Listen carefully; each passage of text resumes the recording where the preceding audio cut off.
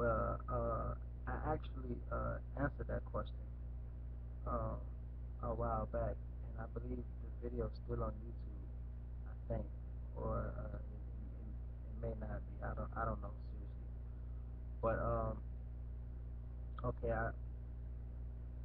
okay, the situation with my daughter, um, and her mother, and you know, grandmother on her mom's side.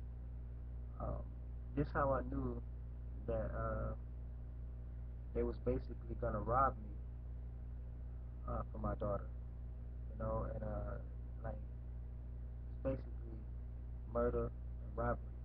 But these people so clever, you know what I'm saying? Like like I said before in my other video, I never know that just because they're undercover federal police, um, and they have military soldiers with them, undercover though. I never knew that it was possible to pull off the impossible. But when you think about it, I mean, now after being through what I've been through and witnessing what I've witnessed and what I at least what I think I know, uh, it's very easy for them to do things like that, and I believe that's probably why they did it. And let me go back to the beginning. Okay, in the beginning, I didn't really pay attention to the surroundings because, like I said in my last video, they wasn't killing my family at that time, but they were here. They were already here in South Florida, but they wasn't killing my family. For that reason, um, I didn't care. Like I didn't care who they was killing and why they was killing and for what reason because they wasn't killing my family, you know, and they wasn't messing with me. But I saw them. I saw them. I seen I seen some of the soldiers at Burger King and McDonald's, and it was like, and still to this day, no matter where I go, what I do is always some military soldier talking to me. Doesn't matter. If it ain't a military soldier talking to me, it's a federal police, and they always telling me some stories about what they did and who they used to work for, and and why, and things like that. And like I said in my other video, I didn't want to know these things. You know what I'm saying? But they trapped me to a point where everywhere I go, they right there. No matter what I'm doing, they right there. They always got a guy right by me, trying to get close to me, trying to see what I'm doing, they're talking to me, and influencing me. But at the same time, they was killing other people. And then the circle came around, and then they started killing my family. And then that spooked me. And at that time, I didn't have any cell phones. I couldn't collect no pictures. I didn't have, I didn't have nothing, just me, no money, no nothing. I wasn't allowed to keep money at that time. And I remember one time before before one of the undercover federal police took me to jail. Um, I remember before they took me to the county jail, I heard my baby's mother mom arguing with her boyfriend, with her husband. And he was like, because she had a stroke. Like after the Fed came and took me to jail or whatever. Um, he was talking to some of my family members. I think he was telling them code stuff, like how feds talk, they talking codes and stuff. And I remember him saying, "Oh, he'll be back," meaning me. I'll be back. I guess meaning that they're not gonna kill me in jail or whatever the situation might be. I was gonna come back. And so when I was in there, uh, my baby mama came to visit me, and she was crying. She was hard down crying. And I asked her, what's wrong? Because you talk to the little phones, the little phone thing. You know what I'm saying? And if you're curious, they took me to jail because they said I had a warrant for my arrest. So they took me to jail, and I stayed in the jail. I ended up doing like 4 months in there. The judge told me I had to do 1 month, but I guess like I said in the last video, the feds and the army, they wanted to keep me in there like 4 more months. Every like week the army would come in there and shake us down, search us for weapons and stuff like that. But anyway, like I was saying in my last video, well, before I was got distracted, sorry, but just thinking, so many flashbacks came into my brain just then when I was talking about that. But yeah, and things just didn't seem right. And I heard them arguing, and he was like, you know why you had a stroke? Because my baby's mother, um, had a stroke, and she couldn't walk no more. She was crippled. But before, the undercover federal police took me to jail, she was walking just fine. She was a hardworking woman. She stayed with a job. This lady stayed with a job. I don't care. She's a hardworking woman. And when they came out, you started hearing on the news that the feds had arrested 30 people over here and 40 people over there and 200 people here, and now you start to see the streets um, flooded with cars just riding past, faces you never seen before. Um, Hearing about police getting shot, just news, things happen. And at that time, at that point period of time, um, excuse me, but I never in my life met so many random people, all in one walk, like all at one time, like that. There was a time where every time I turned around, I met somebody, I met somebody, and you was allowed to kick it with the boys all the time. Then there are some girls that they know you like, beautiful girls, man. I don't know if they was victims. Well, some of them was victims, you know what I'm saying, and some of them had been tortured so long they love actually working for these feds now. I mean, there's no God for them, their brain is not normal no more, and they will do whatever they're told. And they put the girls there, and then they'll take them back, and to, I guess, cause commotion, whatever, to distract you or whatever. And so I noticed that, but at the same time, I was always focused. And when I heard them arguing, he said, you know why you had that stroke? You know why you can't walk no more? Them crackers made you like that. That's why. Them crackers got your ass. Them crackers made your ass crippled like that. And that's what I heard him saying to my baby's mother. You know, and she was like, she didn't say nothing. She was there all quiet and stuff.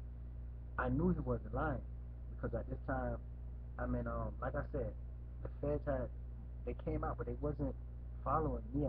Well, they was always following me, but they wasn't messing with me, like mentally and physically at the time. It was so many other people in the city who they was targeting, and after they wiped them all out, then they came to me, and it was too late. Couldn't do nothing. I couldn't work. They shut me down, economically, mentally, and physically. They tried to like really like kill me. But it's one thing before I get back to that. It's one thing that I noticed that that really irritates them. It irritates the hell out of them. Like it makes them really, it pisses them off. The fact that they tortured me mentally and sometimes physically, and just every day at my head, one game after another. The fact that they tortured me like that, and I still laugh and kick it and joke and talk to friends like nothing really happened. There was times where I came across people and they was like literally thinking I'm crazy because I tell them what happened and they looking at me like, nigga, and you not crying and you acting calm? What? No, no, this ain't possible. You crazy, man. Something wrong with you. And they literally would think I was crazy because they haven't seen when I was crying in the beginning.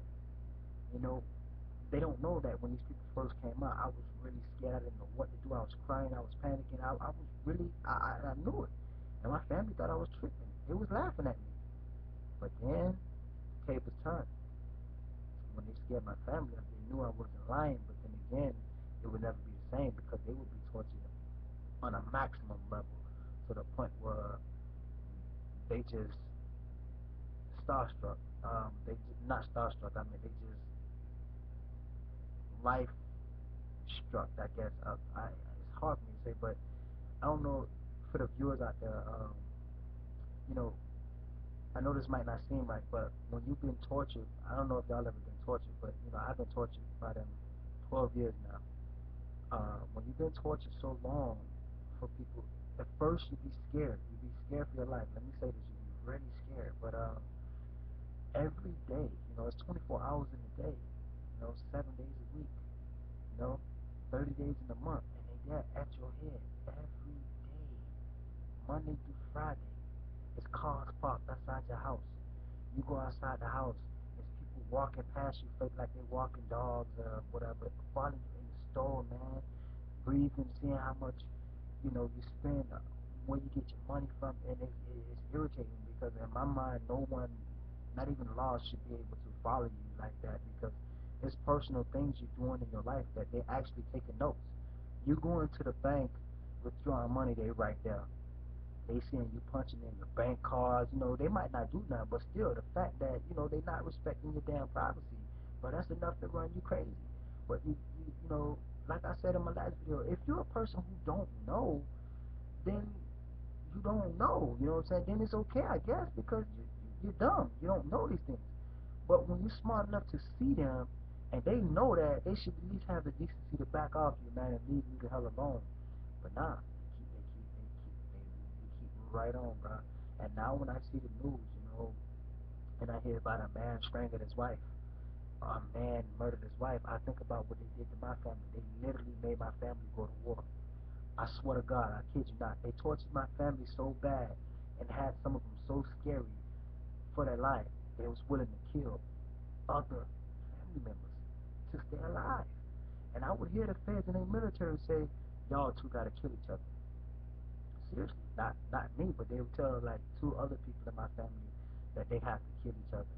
Or one of my family members, two friends, they'll literally tell them they gotta kill each other.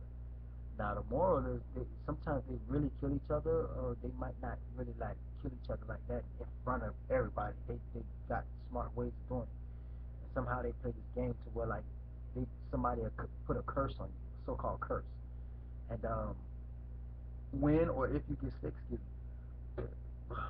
me, but when or if you get sick and you go to the hospital will finish you off. They got like military soldiers in there. They dress like like regular nurses and doctors, and they stick you and they kill you. They might smother you. Who knows? You know what I'm saying? Who knows what they do to you when they get you in there? But you be pronounced dead. And I've seen quite a few people. And they got crazy people, man. They got people that crash into your cars. Those accidents you be hearing about on the news and stuff early morning and late night. That's them. And they say, how you know? They used to live with me. Okay, I know these people. Trust me. Very. It's unbelievable how smart they are. They're the king of when it comes to smartness and staging crime. I didn't never notice that. They stage it to where it's like accidents, or it blend in so good to what normal things that happen in life. You think that's what really happened, but no, it's them. And back to the story when he told her, the crackers did you like that. I knew he wasn't lying because I thought about all the things they said to me. And when they moved into my house with me after they murdered my grandmother, well, it was my grandmother's house, but how they just moved their agents in. They had a fake family they put together. They had this woman.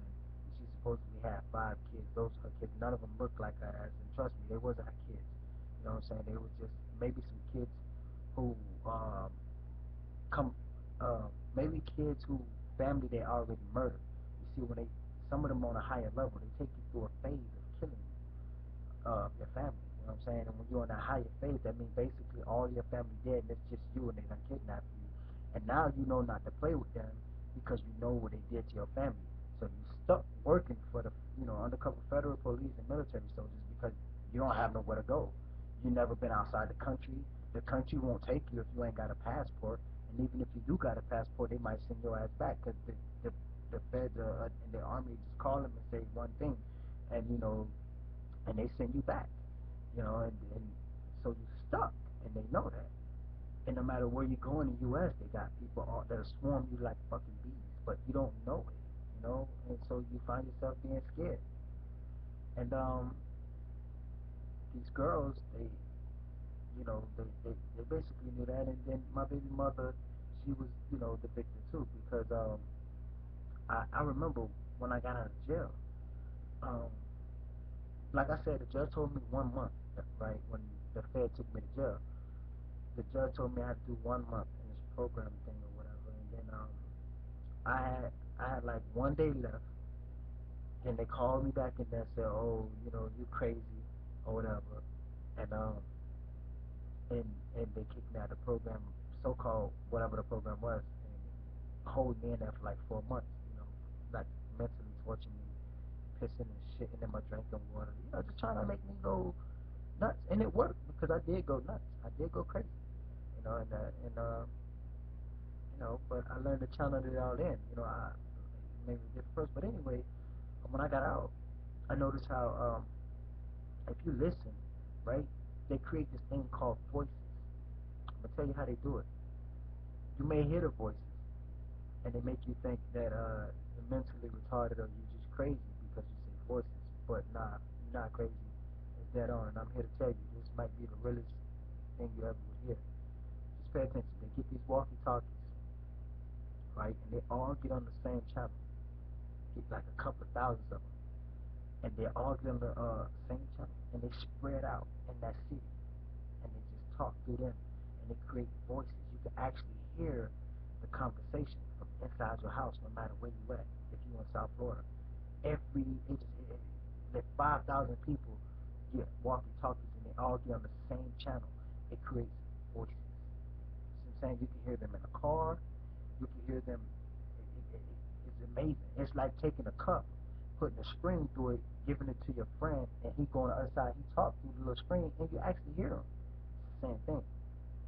Maybe it's from scientists or whatever, but they figured out how to create voices in your head, and it makes some people can't take it, and they kill, and then they get locked up.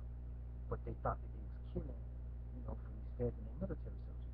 I never heard nobody say the word kill you until the feds and their military took over the city like that. I swear to God, I'm hearing little kids starting to say, "Oh, I'm gonna kill you, I'm gonna kill you," when they just joking and playing and stuff. And now my family and other families, they started to use that word. I'm gonna kill your ass. I'm gonna kill your ass. I'm gonna kill your ass. But all the while we was good people. But they know that since this military and and uh and the federal police took over the city, they've actually been killing so much, and then they look at you with a straight face like it's your turn. You try to act hip, and you say things you would normally say if they wasn't here, but you know they here, and you know what they about, you know they kill, you know that's what they like do, rape and stuff like that. So it makes you talk like how they think. You see what I'm saying? It's like mind control. It creates mind control, transforming their thoughts into your actions. Like for instance, if someone just keeps staring at you, eventually, if you don't know who they are, you might be like, "Yo, man, what the fuck you looking at, bro?" You know what I'm saying? It might make you mad, and that's what they do, but in a different way because you know who they are, but you're scared to say the name. It takes someone with a lot of heart to say it's the feds and military. That's who's doing this. Because they'll kill you. They will. They will, and it'll be something like a disease or something. And I noticed that, but and so and as far as my baby mother goes, on my daughter, and I'm sorry for skipping through these things, but I just have to correct a few things that maybe people might not understand. They have questions for who might be viewing this video. You know what I'm saying? But anyway, and then I asked my baby mother when I first got out, why are you so afraid, and and why are you in the bed? What's wrong with you?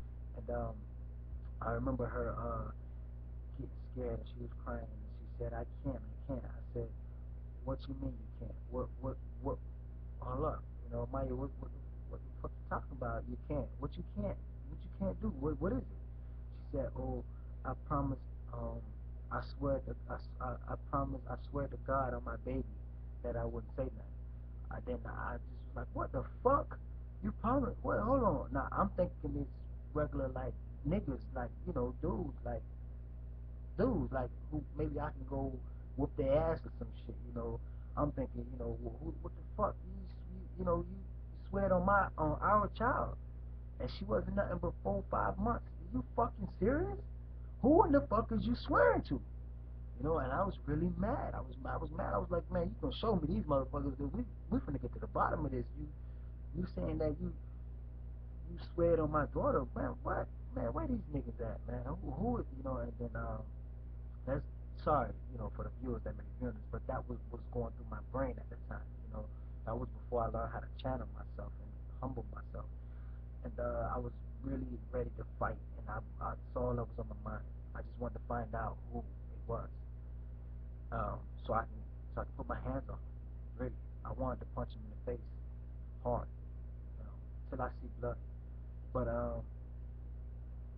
I found out they answered my question later, with killing and getting in my face and following me and mentally torturing me slowly but surely, chipping off, chipping away on me. And she said that I can't. I swear to God, I promised on my daughter I wouldn't say nothing. And she was just crying, hugging my daughter, man, in the bed, and I was like, man, what the fuck? And I remember just sitting there, man, just thinking, who in the fuck did she promise to, man? And then I got mad. I said, man, give me my daughter, man. She gave me my daughter. I hugged my baby. I kissed on the forehead. I said, Daddy love you. It's gonna be all right. And I told her, ain't nobody gonna fuck with you. And I told her that. And I thought she was talking about this one individual, you know. And I later on fought him, uh, you know.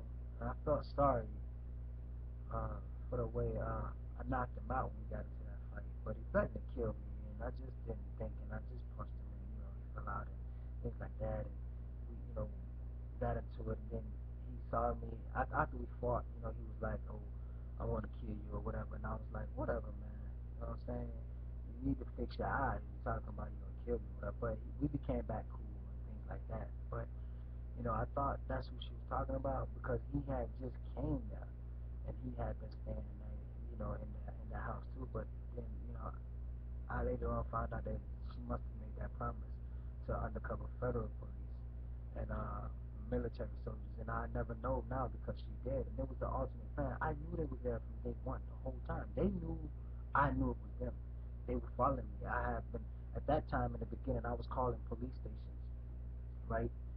I called mainly police stations and FBI buildings outside of South Florida because I had already knew they took over South Florida. I was hearing them plot and say this, and I was reading all their little body movements and everything. So I knew that you can't call, excuse me, you couldn't call nowhere in South Florida because they're gonna get that call. They got people in every office that's important here in South Florida. And they would always tell me, "Oh, we just passing through here.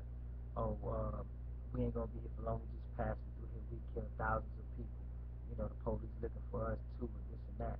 But you know how people tell you things to scare you up. I thought that maybe they were just trying to, in a way, I felt like they were trying to turn me to a punk too by trying to kill certain family members in my family and letting me see that, and then tell me all these war stories, like as if I'm gonna try to beg for my life, so they could try to, like I guess turn me to a punk, fuck me in the ass and try to make me, excuse the language, suck their dick, or, things like that. And I wasn't having that, bruh. And then so it resulted to more mentally torture, more physical torture, more still can't get a job. That's even worse. You ain't gonna work, nigga. You know what I'm saying? Basically, is what they were saying to me. And at the same time, I needed the job to support my family. My daughter was getting older, and their eyes was on my daughter, and I knew it because I've been saying it for years. I said I know what this is, you know what I'm saying, and it made them feel good. The fact that and let me just say this, man, I feel so sorry for the victims, all the hostages they have, man, and the ones that they done killed, and the ones that they done got pregnant. All these girls here who you see now that got babies and stuff, 9 times out of 10, this military and the federal police done, I'm telling you, done the reason why they got babies. They dudes was fucking the hell out of these girls. And the fact that it makes them feel good because they come and they can murder your family. They can murder the fuck out of your family, nigga, and take your wife, your daughter, and fuck them in front of you. And you can't do shit. But it's true. It's true. It's what they do. Someone now, if you a boy or a man, when they come, they either gonna do one or two things. Well, three. Let me say it. They either gonna lock you up, they either gonna kill you, or give you some friends. Those friends are gonna basically gonna turn you to a bum, but you're not gonna see it. Why? Because those friends are gonna have so much money, they're gonna have cars. You, on the other hand, are gonna have shit. And if you do have shit, they're gonna come up with ways to make you spend it. They're gonna send people to you to beg you for money. They're gonna call, man, these people are so smart. They have so many people on you to pressure that money up out of you. You're always gonna you're always gonna see something you like when you're with them. So they're not worried about you having money. Once they keep you broke, then they go your homeboys. They got every fucking thing you need, and they're gonna be giving you weed. If you do coke, they're gonna be giving you coke. If you do crack, they're gonna be giving you crack. Whatever the fuck you need, they're gonna give it to you. A lot of it, and they're gonna give you sex. They're gonna have you having so much fun and drinking so much liquor and smoking so much weed. You ain't gonna want to go nowhere. That's the life. You don't need no job. Why you need a fucking job? You got friends that's coming around getting you high every fucking day. You getting fucking pussy, hoes. You never expecting that, but all the while you wasting valuable time. Time you could be working to save your own damn money for when family members that supports you die. You can have somewhere to go to leave the country or start a new life or get the fuck away from these people that's killing you. But no, you staying here, you having fun with the friends that they gave you. Now you love the friends that they gave you. Those friends they gave you had a mission and they understand that mission. They don't love you, they can't love you, they train not to love you. But you don't know that. You're thinking that, and you really love them. So now you're crippled. You can't fight when you're in love. You can't fight what you love. In order for you to fight what you love, you got to be a super strong, natural human fucking being. And trust me, on planet Earth, it's not possible. You cannot fight what you love until you had enough of what you love. That's the key. In order to fight what you love, you have to have enough of what you love. And you didn't have enough of what you love because you just started loving it. They just gave you the friends. And so, that's all the time they need to keep you down. Now, all this shit going on, remind me, my daughter's still getting older, you know, and at that time they still following her mom. See, now me and her mother was finna get engaged. We had been together at that time 5 years, you know, strong, and I loved her. I didn't need no other girl when I was with her, But they came and they hired these, dudes, young thug dudes, just my just the type that my baby mother liked, and they gave him money. They gave him a house, all the everything that they need to. Let me put it in. Uh, and I'm going to kind of say this to the black people, just to fuck her. Sorry, whites, but that's how we talk. That's how we associate. But they gave the niggas everything they needed to fuck, to fuck my baby mother, and they did. And once they started having sex with her, um, I saw the plan. The plan was to to break us apart. Once they break us apart, they put niggas inside my baby mother house. Those niggas would then get her pregnant. You know, niggas who work for the feds and the military would get her pregnant. Once she have all of their babies, then I still got to come there because I'm the first. I was there before the feds and military even came out. It took over the city. Excuse me. So my daughter's the oldest.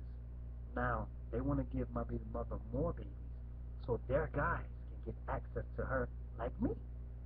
So we could be bumping heads as we come to visit our child, and that'll cause me to be cool with some of her baby mothers. I mean, with some of her baby fathers. And then when we get cool, they'd have us smoking weed and getting drunk and high together, and basically it'll lead to them uh, uh, tricking or brainwashing me to commit crimes with them, you know. And then either ultimate ultimate gig is they'll set me up somehow, some way, send me to prison, and while I'm in prison, they'll have feds in the prison and military soldiers in the prison listening to me and stuff like that. Meanwhile, they'll still be having sex with my girl and with my daughter when she get older. You know what I'm saying? And then by the time I get out of prison, they've been done basically raped my daughter and my baby's mother so much till their mind won't be right when we get it out. You know, they'll be working for them, spying on me. You know what I'm saying?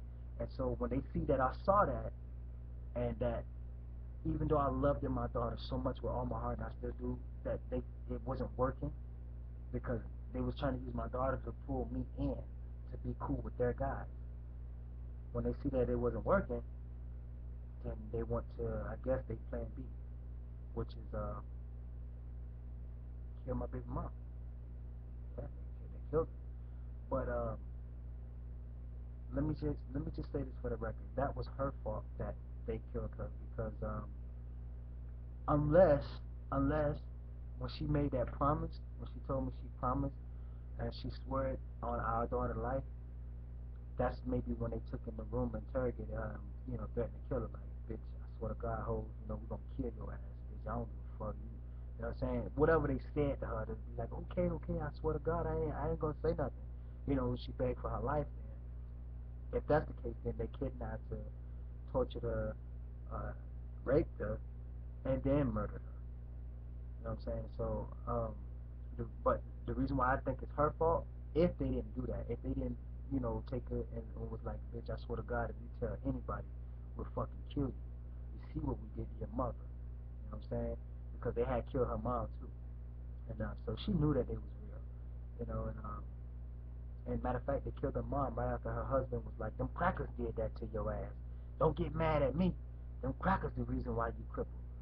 Then they killed her a couple months after that argument they had or whatever. But then so my baby mom knew what they was capable of. And so, a girl ain't gonna too much try to put up a fight anyway. They really scary. They ain't gonna, not with no federal police, no fucking army. You crazy? They're gonna shut up. They're gonna suck dick. They're gonna let you rape them. They're gonna do whatever. And they ain't never gonna tell.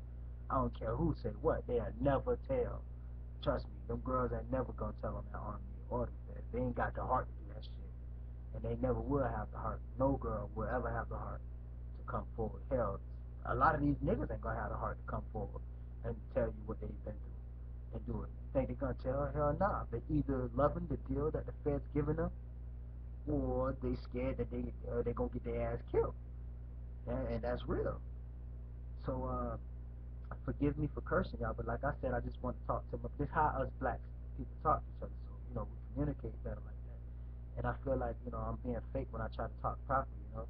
And so but anyway, and also to the president, Barack Obama, you may be viewing this. I'm sorry, sir. Just how I talk. You know what I'm saying? I mean, how I communicate with the black family. And to the future presidents who may be viewing that. I'm sorry. I don't mean no harm. It's just the way I communicate to the people. I'm an uneducated brother. This is my best way of communicating to the people. But and so that's what happened. And then so now the reason why I said it was her fault that she wound up that they killed her because she had an option. She didn't have to leave me. She could have stayed with me and let me protect her. If she would have stayed with me and let me protect her, um, and just let me know so I know who doing it, and I could have been I could have stopped that. I could have, but by her keeping a secret from me, not telling me what she was told, and we live together. You know, I see if we didn't live together, then okay, maybe you got it'll be best for you to shut up at least because I can't get to you in time if they was to kill you right then and there. But at least I can tell what you told me, and that's two stories now. So now people got to call and help us. But by me just saying this, and ain't nobody else coming forward because they're scared they're gonna get murdered, and because they have been murdered and raped and tortured so long, it triggers your brain. Not you don't trust no police in America. Period. No more because you know what this police did to you for so many years. You think in your mind that the other police got to know this shit. They got to know what they've been doing to you here in South Florida. The president got to know that shit. But since they've been doing it so long and so brave, you scared to even talk to any police now. You ain't gonna say nothing. And that's what these girls go through. And so and, and And that's why I say it was her fault because she could have stayed with me, and she didn't have to go at them niggas. But because we've been having sex so much, and we've been together so long, and we were so young and dumb at the time, she wanted some other niggas. She wanted to venture out. She wanted to, they was thugging. They was doing the shit that she liked that made her, you know, think, damn, I like that, and otherwise relationships do get boring. That's what I do know. And I'm speaking from experience. In the beginning, it's always fun. But when you have the same, like my grandma used to say this all the time, and I never knew what she understood until I turned, and until I got old enough. So until I turned into my late teens. And she always said this: enough is enough, and too much is good for nothing. I didn't know what the hell she was saying, but now I know. Enough is enough, and too much is good for nothing. So when you have sex with the same person, when you loving the same person over and over and over again, it's enough. If too much of it is good for what? Nothing. You get tired of that person. And so she was basically tired of me, you know. And she looked at them, and they was all young and thugging and on that level and good looking to her, so she wanted to see what it was like. But she didn't know that they was undercover federal military soldiers and that they had a mission and that their mission was her. She didn't know that. She went right out with them and partying and smoking. And when she got with them, she started smoking and drinking. When she was drunk, passed out in her room, they probably was sticking her ass with needles, giving her diseases. Blood samples. Remember, these guys in prison, they ain't even supposed to be out of jail. They supposed to be locked up. So the feds so they blessed to even be out, to even be having sex with my baby mama. So they love the feds for that. So they gonna do their damn mission because they ain't even supposed to be out here. So, they could have been sticking her with needles and all that. She don't know. She was so thugged out when they got through with her. She was, having fun, getting her little money, enjoying her little life. But she forgot about that boring life she had with me. It was very boring but safe. She got with them and lived a fast life but dangerous. Once all of them, undercover dudes, undercover federal police and informers and criminals and military soldiers was done having sex with her, they didn't need her no more. She had their babies, so time to kill her. I mean, they killed her. I didn't mean to say it like that, but that's what they did to her. And my daughter, 11 years old, and was just, uh, you know, on the verge of getting an understanding of life, and you get hurt. People was telling me, oh, just call the police. They'll give you your daughter because you're the surviving parent. You're a survivor parent or whatever. I call the police. They come. Uh-uh. Snatch my daughters up from me. Now I gotta go to court. I've been going to court for them for a while, and my daughter used to be with her brothers and sisters, which not from me, but from the other, undercover informants and stuff. And they spread all of them out. They took all of the kids out, even my daughter, and I'm fighting, trying to get her back. And it crushed me to my heart. I wanted, excuse me, but I wanted to see her um about a week ago or two, and she told me um to my face, and it kind of it kind of hurted me because she was like she didn't want to live with me. And the first time she saw me after her mother was dead, and when we was grieving at the funeral, when we went to her mother's funeral, my daughter was hugging me tight and like she wanted to go with me. She was so happy when I came to get her. But after they took my daughter and put her in that little foster care thing, and I don't know what they said to her, but they scared the shit out of my daughter. Because when she seen me the next time, it's like, nigga, I don't know you. I don't want to be with you. I don't want to stay with you. As if basically she was saying, boy, these people is going to kill me if I stay with you. I do not want to stay with you. And my daughter only 11 years old, but my daughter said, nah, she told me she don't want to stay with me. She want to live with the people who got her now. and it hurts, you know. It hurts as a father, you know. And all I can think of is some of the times like when my baby mother used to tell me things like on the phone, um, she said, "Ketron." I said, "Yeah, what's up?" She said, "Watch Nate," which is my daughter. I'm like, "Nate, what? Watch her for what? What happened?" Then she, you know, she explained to me what she thinking is happening and stuff like that, and why I should watch it. And not consider that. Then I keep an eye on her, and I talk to her, and I ask her questions and stuff, and she tell me, she give me answers. And yeah, man, but it's a lot. But this video is already like 40 minutes long, and I have more videos. But like I said, every time I get ready to press record and record myself talking, I get my words just get mixed up, And so one day when I do feel situated and calm and settle down, I will be able to make a video explaining everything from beginning. I mean everything, how it all happened, what all I seen, what all I know, and things I think that could prevent this from happening in the future. I have all that, in one video next time. But just for now, I just got these kibbles and bits out here that's skipping, and I can't, you know, I can't really function. It's hard when you've been tortured, by federal police to still talk like this. And basically, I'm almost like I'm smiling. You know what I'm saying? And it really pissing them off too, because they basically wanted me to be like this, in a straitjacket and scared basically to enjoy life. So terrified of what they did to me.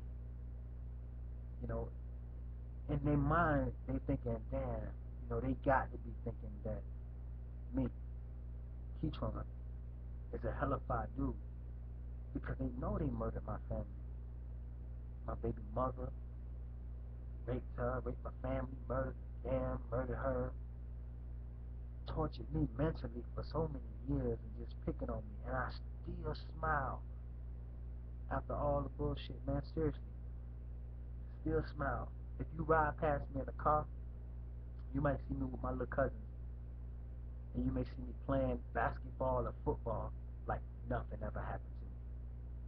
Seriously, like nothing ever happened. Like I ain't never been tortured. Like I ain't never like the undercover federal police and military soldiers never investigated me. Like they was never even here. That's how I blocked them out my mind to stop me from self-destructing or hurting myself or taking my own life because of them, making them feel happy. I still laugh. I still enjoy life, you know? And they don't understand that. A lot of people who hear my story think that I'm bullshit because I still laugh, I still laugh. And like I said, if you was to ride past me on any day, it's like I'm not even being investigated. Like I'm not even being followed by undercover federal police and military soldiers. Like none of my family been murdered by them. Like nothing ever happened. I'm telling you. That's how much I enjoy life after all I've been through. Because I believe in God, man. And I see them every day I leave my house. Every day. 24 hours a day. 7 days a week. I always see them. Still enjoy life. But y'all, I'm gonna end this video, and my name is Ketron. You could comment on it. If there's any questions you have, if you're able to sit through this long video, you can comment on it, ask questions, or comment on my inbox. If you know my chat room link, you can meet me in my chat room, and we can talk about things. Whenever I put my live update on, and you catch me in that live, answer the questions. I do answer them on YouTube. When you ask me the questions, I answer them through video. And like I said, I'm gonna end this video because it's already long, and it may take a heck of a long time to upload. And one day I will have the whole story. Maybe they can make a movie out of it, of my lifestyle or whatever. But this is what I got for now, and I will make more. But yeah, y'all, I'm gonna end this, and catch me in the next video.